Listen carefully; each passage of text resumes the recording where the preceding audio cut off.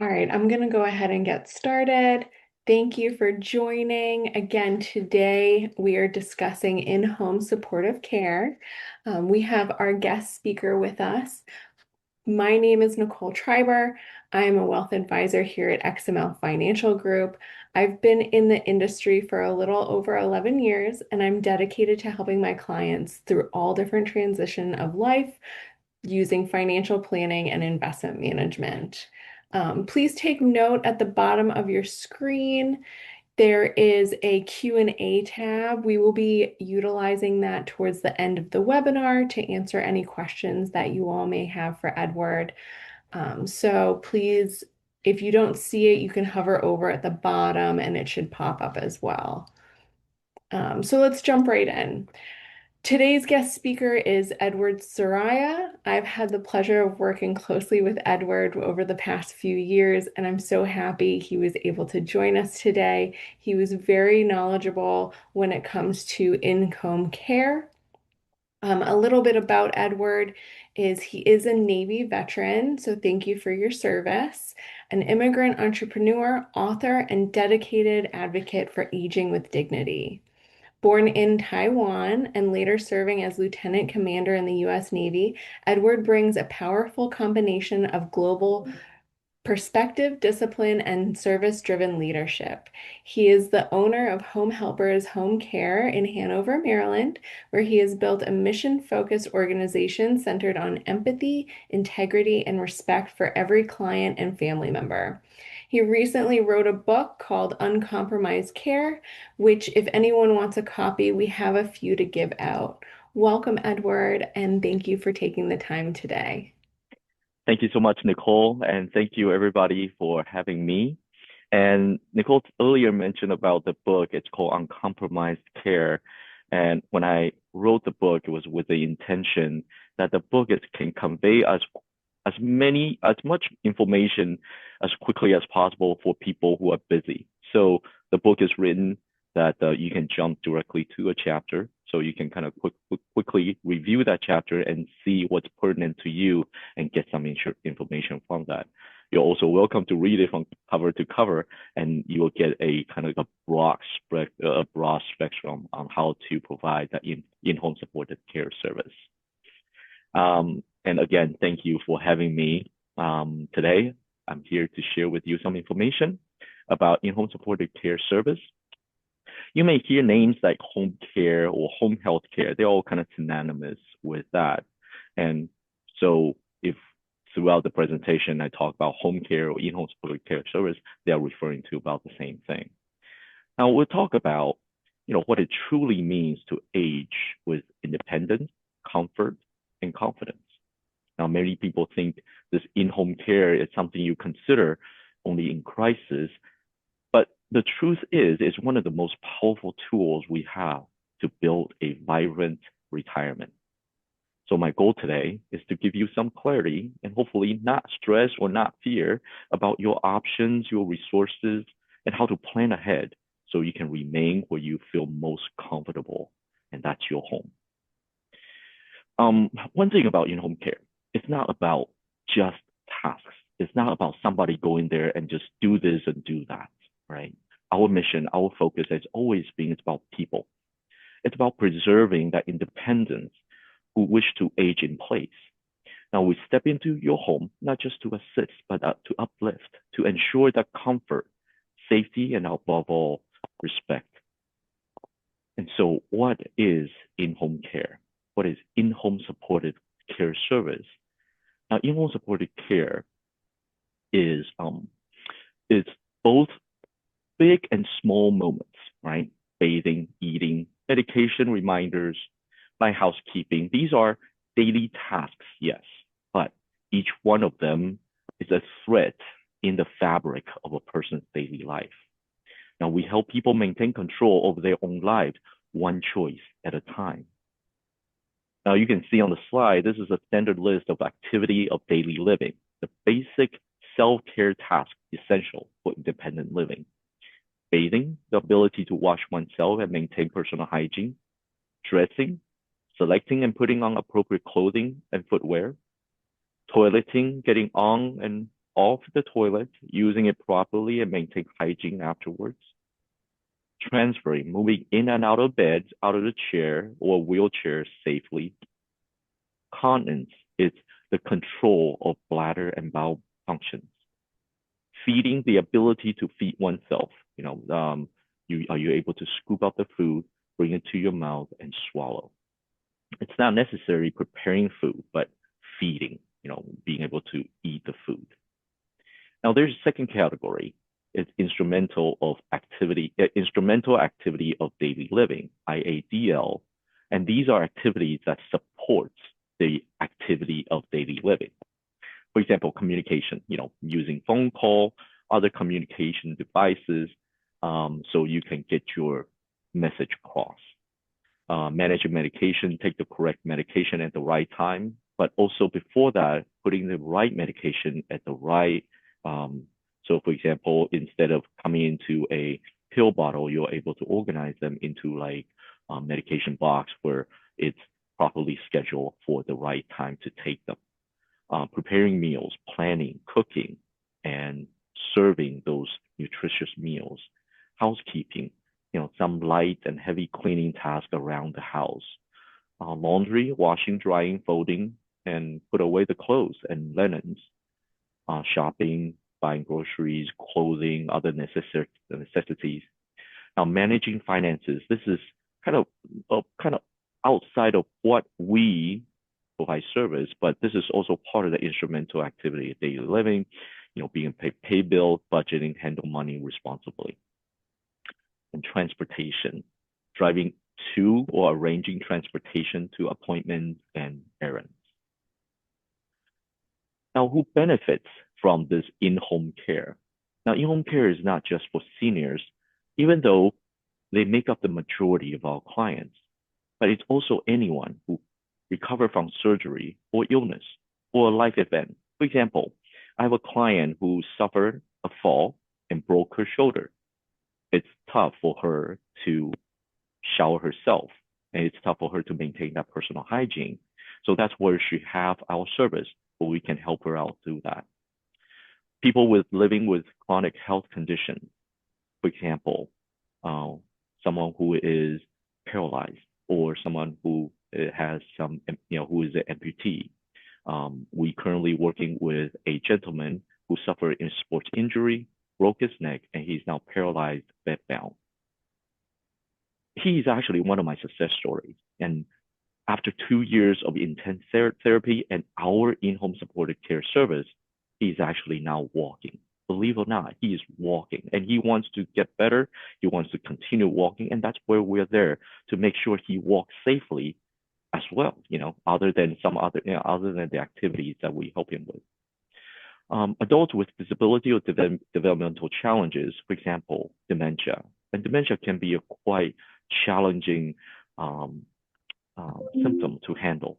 So, but we manage that. We know how to communicate, and we know how to, navigate around the triggers. Now, lastly, but very, very important, family caregiver who desperately needs a break. Family caregiver is that daughter of yours where she's taking care of elderly parents, and she also have her own kids, and at the same time she is having a full career. She is one person being stretched too far. She is desperate for that additional support, and that's where we come in. We come in and take some of that burden from the family caregivers. And I always say this, let our caregivers be caregivers, and let your families be families. Now, when does in-home care make sense, and why does this matter? Because home is personal. It's familiar to you. It's where people have history, identity, and control. Providing care at home means preserving not just comfort, but also the pride, the privacy, the emotional safety. It takes into your value of independence.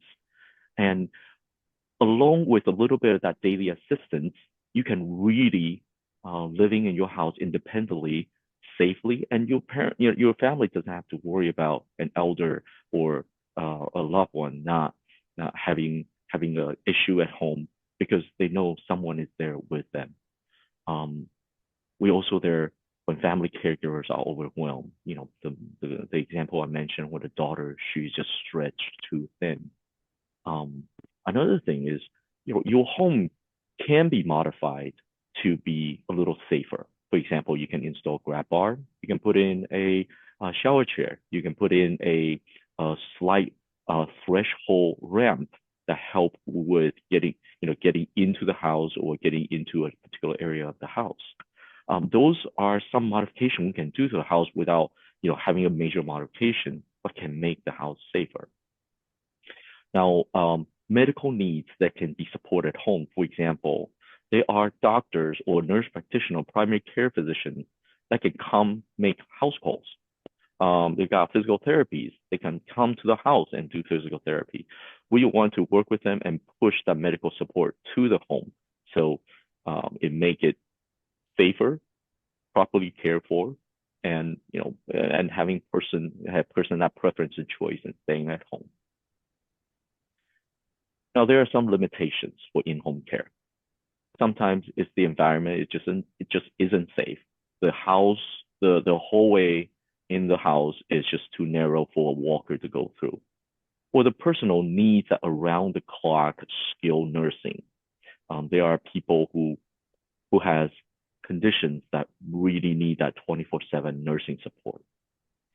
But even when there's are these kind of limitations, having a professional caregiver can help identify these limitations early and make recommendations to the family to either adapt or change the care or to make better options instead of just jumping into a arrangement. The caregiver can also be there to help with transition from living at home and transition to a different arrangement to make it less stressful and less traumatic, I guess, for the family and the patient. Now, when it comes to financial consideration, there are, on average, throughout the United States, the hourly care is between $25 to $40 an hour, depending on your location and depending on the service required. We also offer, they also home care agency offer living care. It ranges between $300 to $600 a day. That means you have a caregiver that live in your residence. You provide room and board, and that caregiver is dedicated in staying there with your loved one. And there are payment options including private pay, long-term care insurance. If you are a veteran, VA home care benefit is fantastic. VA actually does pay for home care service. There is also a special Medicare guide program that's a grant to support families with dementia patients. Now, other financial vehicles include reverse mortgage, annuity, life insurance with home care rider, etc. These are vehicles and services that Nicole and the team at XML can be a fantastic resources for you. Now, I want you to think about this. Care is an investment, and not just in service, but in quality of life. I often mention that there is a good time to get home care, and there's a better time to get home care. A good time to get home care is when the patient is coming home from a hospital after the client has suffered a fall injury, that needing to have that additional care support at home. That's a good time to get home care. A better time to get home care is that fall or injury doesn't have to happen because a caregiver was already in place before then and prevented that incident to happen. Therefore, the person's health does not decline and maintain healthy and have be able to maintain that healthy living much longer. So having a home care give you that flexibility to customize that care plan to support you, and not just in personal care, but also in financial planning, because we can adjust the hours, we can increase the hours or reduce the hours. We can flex to meet your need. We want to get you the most bang out of your buck. There are other alternatives that you may consider if you think home care is not, maybe not right now, right? So, adult daycare programs, there are several very well-run adult daycare programs probably within your community. They got good activities. They got good group of volunteers in usually a 55 plus center. Those are great options. Now, behind it, I'd say the hybrid option is you can leverage that adult daycare program and they are fairly inexpensive. And then after your loved one comes home, you can have our service or can have home care service and to have them to get them ready for their afternoon, get them ready for their evening, get them meal to eat, tuck them in bed kind of half of the day. There are assisted living facilities probably around your community as well. I highly recommend you go visit some of them if you haven't done so. Memory care facilities, they are specialized facilities that specifically designed to care for dementia patients. Skilled nursing facilities, or typically known as nursing homes, those are for people who have that need, that medical need for 24/7 care. The last thing is kind of a little bit thinking outside the box is to oversee assisted living. A lot of people after they retire to a foreign country where cost of living is less. That can be also a good option, and they have very good assisted living facility there that hold up to the U.S. standards. They have caregivers that well trained and a lot less that cost a lot less. Now, I want to give you a little bit of a consideration before you think about institutional care or facility care. There's some pros and cons. The pros is you have 24/7 support. There'll always be somebody around, right? They have caregiver 24/7. They have a nurse on shift.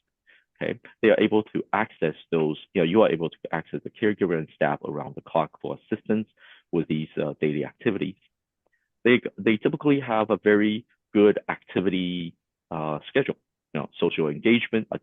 So they are able to. They got opportunity to participate in group activity and build new friendships with local residents. Safety and security, because they have emergency response systems and staff on site. So that give you a little bit of that peace of mind. It's more structured.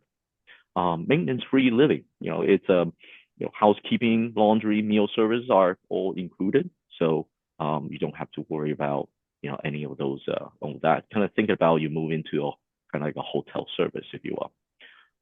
And you can also have a quick access to health service because they have on-site nurse or they are able to coordinate with medical professionals quickly. Now, the cons of living in a facility is first and foremost is the loss of independence. You have less privacy. You don't know who your neighbors are. Some neighbor can be a little louder. Some neighbor have different personalities. You have less privacy and you kind of lose that control of your routine compared to living at home. Because when you're at home, you decide what you want to eat, what time you want to eat, and stuff like that. Facility, usually the lunchtime is set, the monthly food menu is set. The facility also typically have a very restrictive pet policy because if you have a cat or dog, who's going to walk that dog, who's going to walk that cat. So this facility typically does not allow a patient or a client to a resident to bring their pets with them. Emotional adjustment, transitioning from home to a community living, it can be stressful. And I also actually seen some clients who move into assisted living and they actually become more isolating themselves. They just want to sit in their room, watch their own TV. Simply, they don't want to go out and socialize. We eventually found out why, because sometimes the incontinence issue can get in the way and make them feel uncomfortable and not in the right setting. So that could be an issue. The cost. Assisted living can be expensive and often pay out of pocket. I think long-term care insurance does cover some of them, but the cost is a set price, right? So if you moved in, that's a set price. If you need more additional service, then there will be additional cost. So um, so that you are not flexible as far as that financial responsibility. And not all assisted living are built the same. Some have better staff, some have some are not so well run. Um, I will highly recommend if you're considering a assisted living, visit them. Go take a look at their facility. They usually are very well built, but when you go in, take a smell, especially in the morning around 10 o'clock. If you smell a little bit, still have a little bit that kind of funky smell, that's, that may not be a good sign. You can also, try their food, have a meal there, and see how you like their food, and see how well run the kitchen is, things like that. Now, one of the greatest gifts you can give to yourself or your family is a plan, and not for emergency, but for peace of mind. Okay, so prepare for that future care need. And here are some steps, right? Interview or find a local reputable home care provider. And how do you do that? You pick up the phone. You can either search online or you can ask your friend to see, hey, have you heard about some in-home care provider in your local area? Get the phone call, talk to them, and see if you can arrange a home consultation and you can ask all those questions. You can also ask them to see if, hey, if I want to give you guys a try just for a very small amount of time, are you guys able to do that? Visit local assisted facility, just like I mentioned earlier. So you understand your options, you understand the financial cost before you actually need to move your loved one into a facility. Now, take a look at your home, right? Take a look at home and see where you can perhaps make some modifications. Add a grab bars in the bathroom. Perhaps install a small ramp, like a threshold ramp to help with walking. You can increase lighting so it helps, especially during in the middle of the night if someone is trying to get up to use the bathroom. Do you have night lights available? There's some fall prevention tools, walkers, rollators, some bed rails. Those can also help with some of the safety concerns that you have at your home. Take a look at the financial vehicles. That's a great option that can help offset the care cost. Now communicate with your loved one early, because involving them, identify their value and make care plans reflect those values are very important. Because that planning, this planning is not about giving up control. It's about helping them keeping that control, helping them keeping that independence. And so at the end, these key takeaways as we walk through, it promotes independence and dignity. It prevents a significant physical injuries that will affect that quality of life further on. These are all very important. But I want to end sharing a thought with you that something runs underneath every decision about aging and care, and that's dignity. Now, dignity is invisible until the moment it's stripped away. I learned that as a child growing up in Taiwan. Taiwan is Hurricane Alley, and I remember that one time I stood on a rooftop watching a typhoon, tearing by, flood water raising up, and I'm watching my grandfather. He's the strongest man I know, suddenly helpless. And I saw it again later in a retired executive who used to manage multi-million dollars. But one day he suffered a fall, his phone flew out of his hand, and he lay on the floor for 13 hours, unable to get to that phone just 5 feet away. Dignity can be lost suddenly, like a storm, like a fall, or it can be lost slowly, like aging. But here's the truth. Dignity is not what we lose, it's what we protect for each other. In-home care is not just about task or checklist. It's about preserving identity, protecting privacy, restoring choice, and helping someone who feels human even in their most vulnerable moments. caregivers, whether they are professional caregiver or family caregivers, they're not just helpers. They are guardians of the person's dignity. And I hope and I pray that may every person in every season of their life experience a life well lived to the last of their days. And with that, thank you very much. And I am open for questions. That's awesome. Thank you, Edward. This was so inspirational to hear your stories and get more information. Now, you mentioned with in-home care that there was a trial period with some companies. Yes, ma'am. Yeah. So a lot of in-home care company agencies um, understands that bringing a stranger, bringing a new caregiver home to care for mom or dad can also be stressful because you don't know who that person is. How do you know the mom and dad can connect? How does the caregiver understand mom and dad's needs?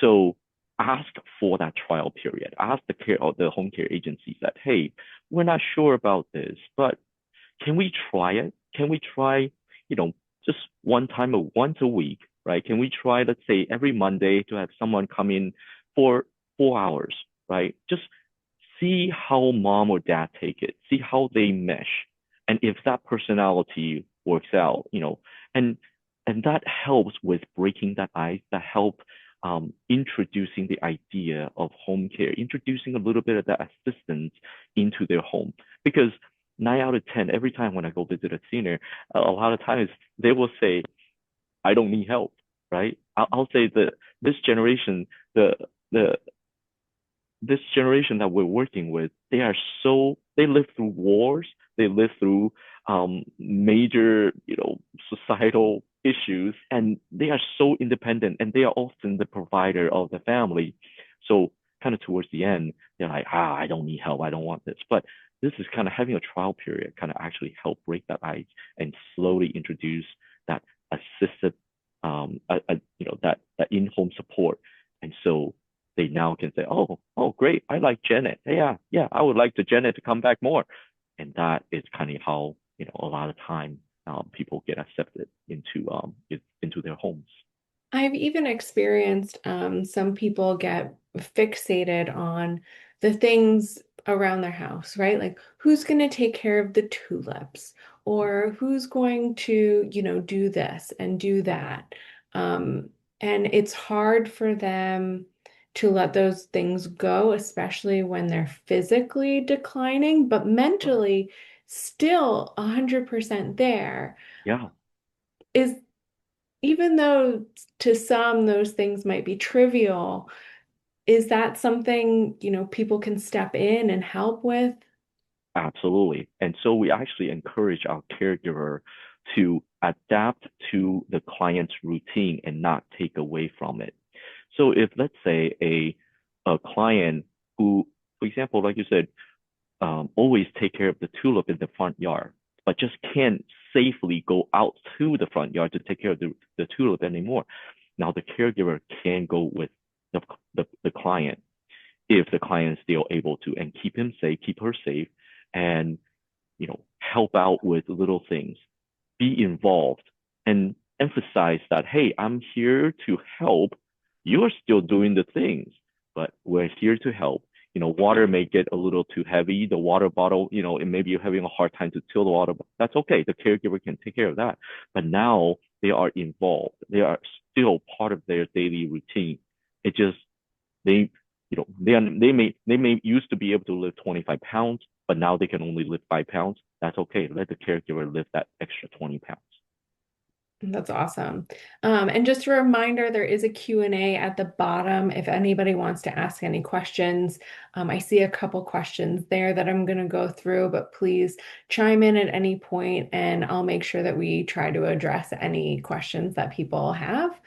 A question here, Edward, is, are people with dementia able to stay at home?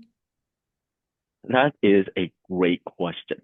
So they are, as many of you know, there are um, different range of dementia, and there are different type of different dementia. Dementia is this big, broad word that covers a whole lot of things. You got Alzheimer's, you got vascular dementia. One of the more interesting one is called institutional dementia. It's that person actually cannot be in an institution, or else, things will not go well. So a person with dementia has range of conditions. They can be fairly high functioning and just having some short-term memory loss. They often repeat things. Those are still fairly safe and stay at home. And as they continue to progress, um, when they start getting more aggressive or violent, or they have severe mood changes, that's kind of where we need to bring in additional medical support in order to modify and adjust and stabilize their mood.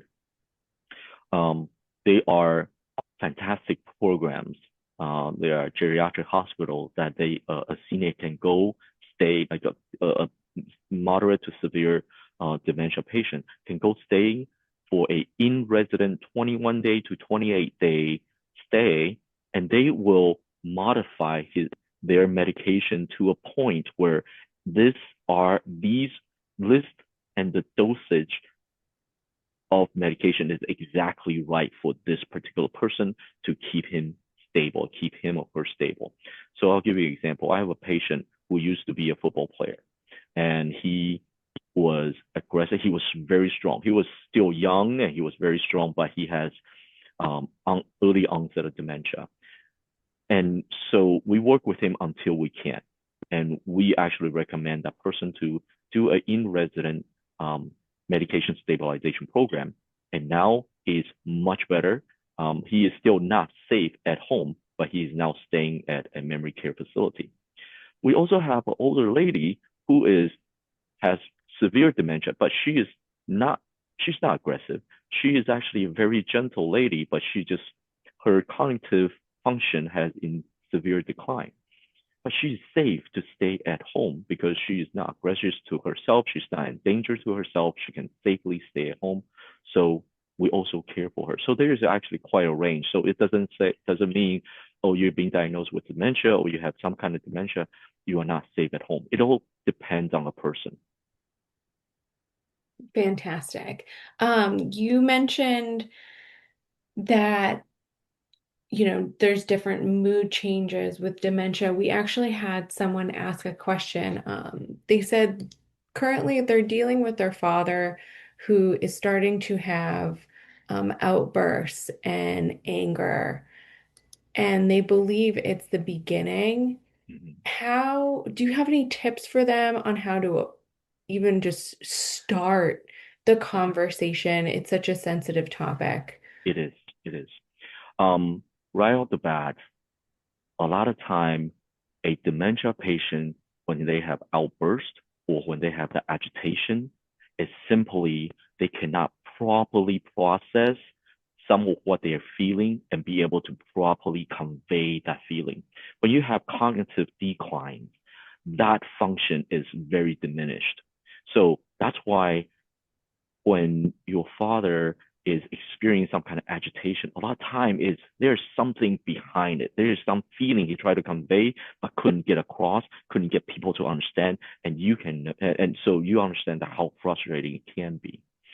Um, there is a very special program with Medicare. It's called the Medicare Guide Program.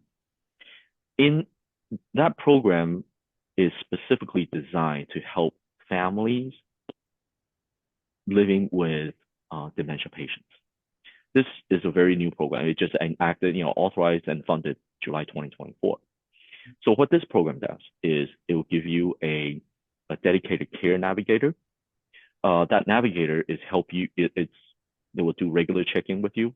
They will help you document things. They will help you identify triggers on what cause or what kind of things that cause a certain behavior, whether it's good one or bad one. We want to avoid the bad trigger, but we want to encourage the good trigger. Now that documentation is so important because you can now identify a baseline and identify trend. The second benefit of that program is you get 24/7 physician access. So in the middle of the night, dad experiencing some episode, you can pick up the phone and call that physician hotline and have a doctor who is trained in emergency medicine and dementia care help you triage the situation. Not all situations need to go to emergency room. The doctor can help you go through that and also kind of go through your medication list and say, hey, maybe give him half of this and let's wait and see if he is better, stuff like that. The third benefit is the government actually give you a $2,500 grant to pay for home care service if you use an authorized Medicare authorized respiratory care provider. So that is a $2,500 is a annual renewable grant. It may not sound a lot, but it gives the family a break, right? Have us come in, have a caregiver come in, and government can subsidize or supplement some of that cost. So these three things completely paid for by Medicare as long as the person is enrolled in traditional Medicare Part A and Part B, is not under hospice care and is currently has a dementia diagnosis. This program is not a support group.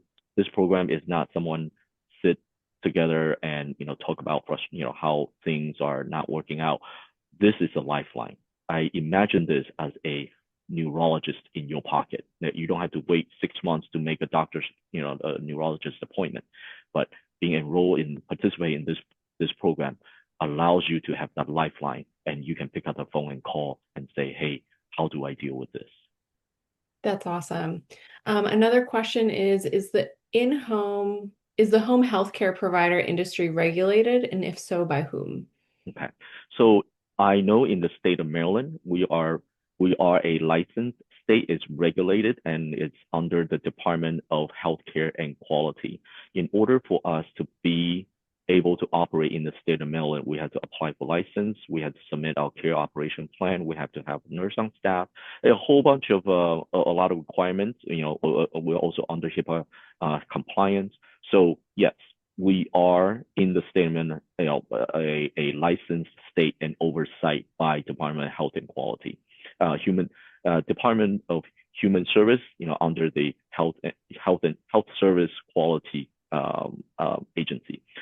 Now, I know there are other states. Some other states are not a license required state, and I believe Montana is one. I think Texas may be another. I think Texas may be also a licensed state, but their restrictions not as restrictive as Maryland.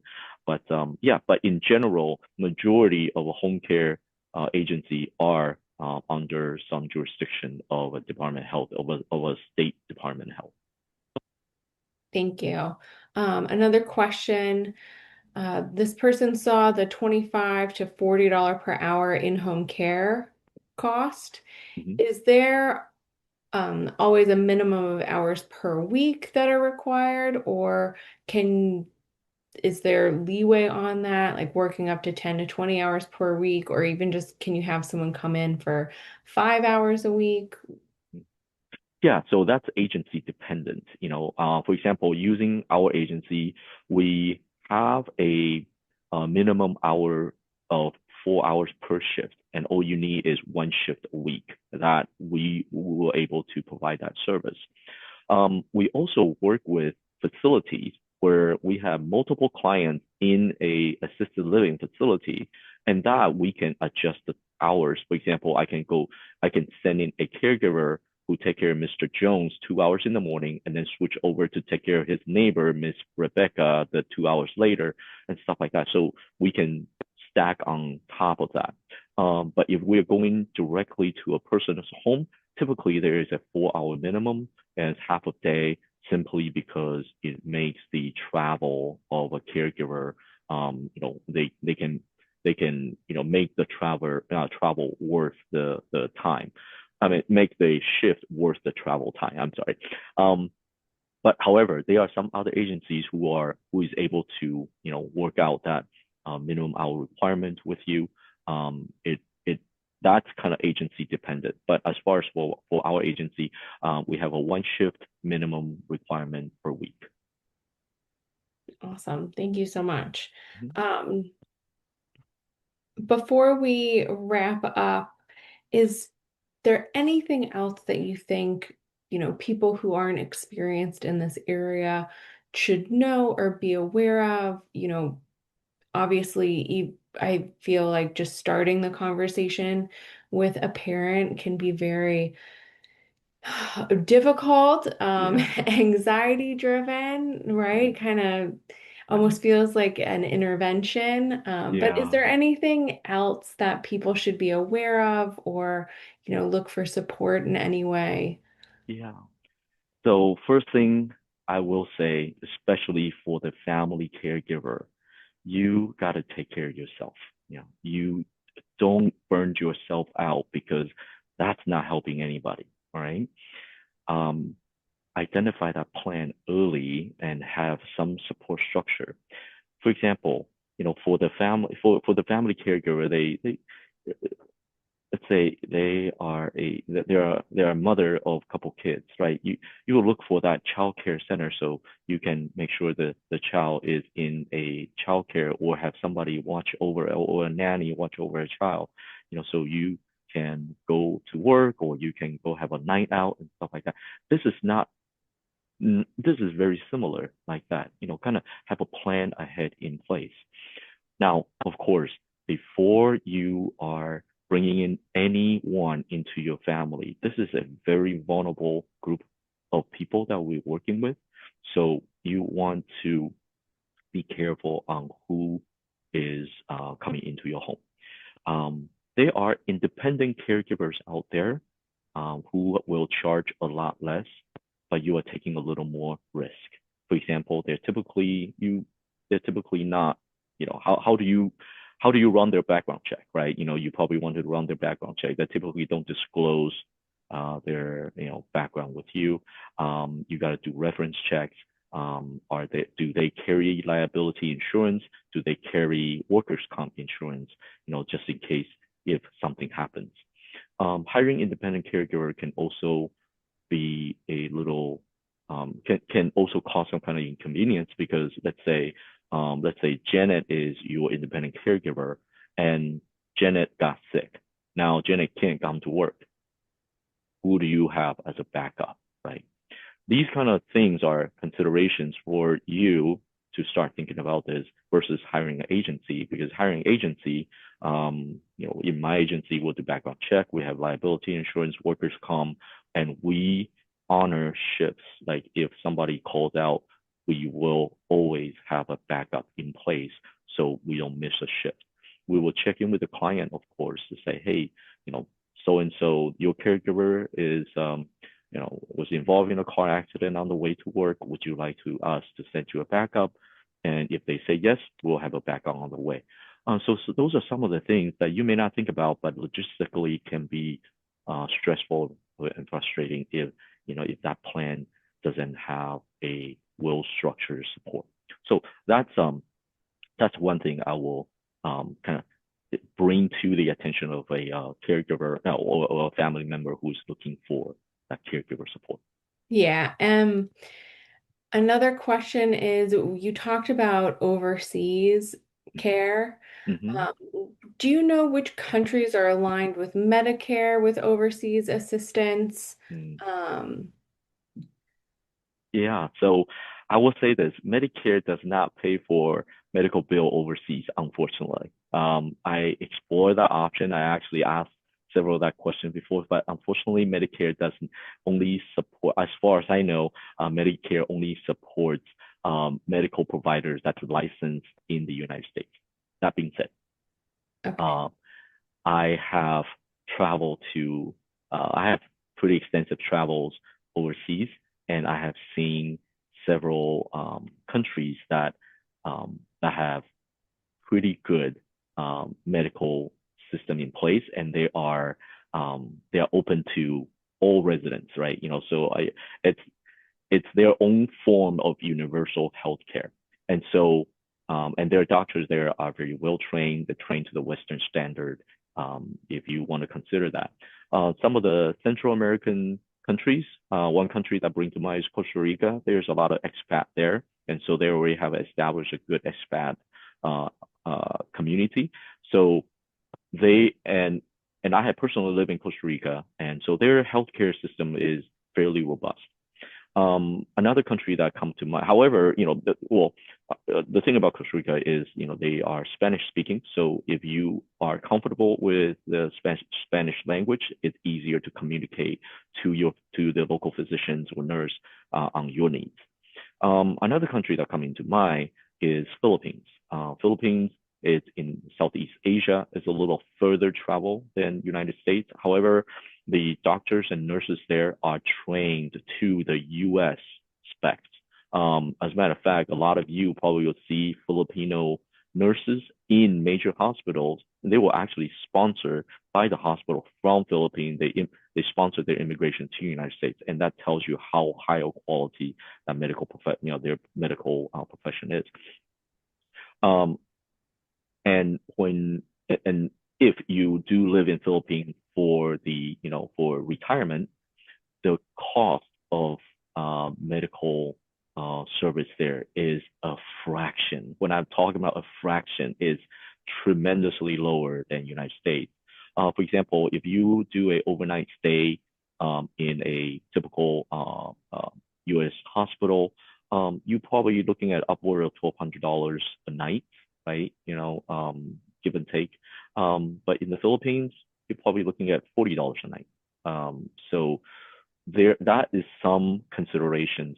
And Philippines speaks English, and especially their professionals, their nurses, their doctors, they are brought up in the English curriculums. So their English are they're fluent.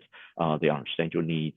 It just you're living in the Philippines during summertime, you're gonna get hit by typhoons. So Yeah. if you're living in Florida, you're probably used to that. But some of us is not. So No, good point. Another question is, are there any, tips you can give or information you can give about unfortunately needing to take away someone's driving privileges? mm, Because obviously that's a big one for people to stay independent. right, right. A lot of that conversation is probably one of the most difficult one. And I would say find a partner, especially with their physician, their primary care physician, to let the doctor tell them you can't drive anymore because it's not safe. And that's kind of where your partnership with the physician is so important. And because it's not you, the family telling dad, hey, you can't drive. Dad is like, I drove all my life. But when it's a doctor or a professional telling him it's not safe for you to drive, I'm not gonna give you authorization to get to get your glasses so you can drive. That's kind of where your partnership with a professional comes in. Now, they're worried about losing their independence, and that's where a compromise can come in. Hey, I know you always go to the gym on Wednesday and Friday. How about this? I can have someone come drive you to your gym. I can have someone go take you to this or take you to that. I have a patient who was a retired senior executive. He used to drive a Maserati, and he always dreamed about go back and drive his Maserati, but he's not able to anymore. But instead, what he has is he has our service, and we drive him to grocery shopping. We drive him to go watch a movie. We drive him to his physical therapy, and as a matter of fact, he actually formed that bond with the caregiver. So it's about having a professional partnership with the physician to let the patient know that, hey, this is not safe for you anymore. But at the same time, compromise, not compromise, but having that conversation to develop a plan that they can accept. Say, hey, then how about this? This is a different thing, but it still allows you to do this routine and these things that you want to do. And gently introduce that idea of having someone to help because they don't want people, they always don't, they don't want to feel like they need help, but it's, it's a gradual step, a gentle step that, hey, so and so is stopping by. How about let him take you to this place? Yeah. All right. and stuff like that. Have that conversation, start that conversation instead of, I'm gonna get a help so they can drive you around. That's usually not a good, good conversation starter. But, to say, hey, so and so is coming by to visit you. How about let him drive you? Or how about, hey, and he offers, or this friend offers that he can drive you there and stuff like that. And we can start, kind of baby steps from that. Yeah, I can see that, having that would be a little bit easier of a discussion. Yeah. Um, Thank you so much, Edward, for all of this information and really going and diving in deep. It's never an easy topic to discuss with family members.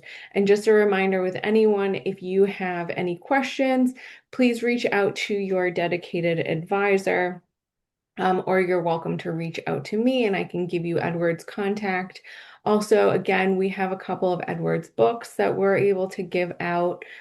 Please reach out to, again, one of us, and we're happy to get that to you.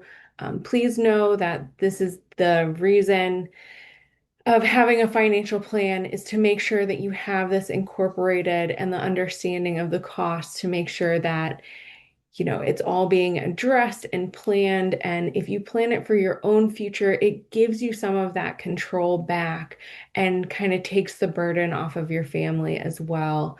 I know that's important for a lot of people, but thanks, Edward. And I hope everyone has a fantastic rest of the week and happy holidays to everyone as well. Happy holidays. Thank you very much for having me. Yeah, thank you.